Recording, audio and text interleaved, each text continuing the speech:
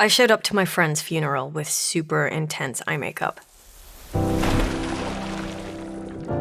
It was the same day as synchronized swimming finals, so I had no choice but to look like I came straight from the circus. And I sat in the second row. Talk about conspicuous. In synchronized swimming, you wear a lot of waterproof makeup, so your expressions show up from far away, so you can be seen. Maybe that's part of why I liked it so much.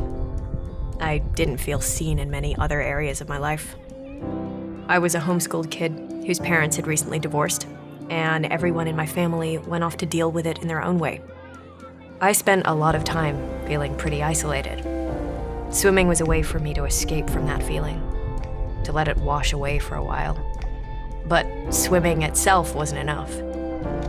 I was carrying a lot of loss and confusion, one thing piled on top of another until I felt like it would crush me. I had turned inward on myself, wrapped up in my own world of suffering and turmoil. Right around that time is when I got to know Zach.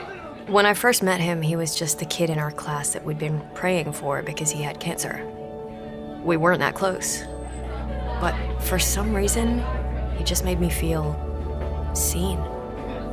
When he talked to me, he kept his eyes on mine, always waiting for me to finish speaking, always listening.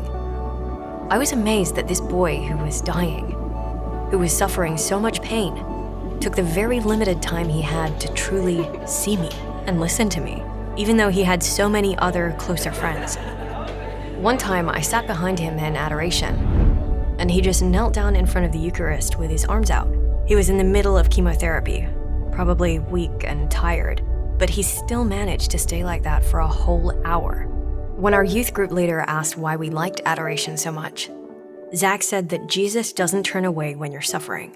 He looks right at you. Jesus didn't look away from Zach's pain, and after experiencing how Christ loved, Zach didn't look away from me. It was the first time I saw Christ living in another person.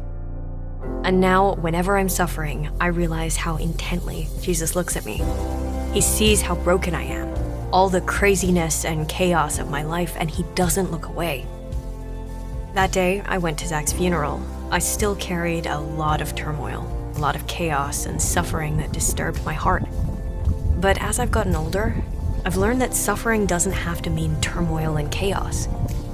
Even in suffering, there can be peace, because Jesus Christ is in it with me. Jesus knows what it's like to be in total agony, to feel isolated and scared. In his life, he reached the ultimate limit of human suffering. That's why he doesn't look away, because no matter how bad things get, Jesus has been there. He understands my pain better than anyone. Jesus doesn't want me to suffer, and I don't always have to be going through some crisis in order to have a relationship with him. But from time to time, suffering comes, and Jesus is willing to suffer alongside me and to transform my suffering into something worthwhile. I think Zach understood that really well, that when you're suffering, it's no good to turn inward on yourself and just sink into a pit. The only way to find peace is to turn outward towards Christ, towards the people you love, and to look with eyes that recognize the beauty there.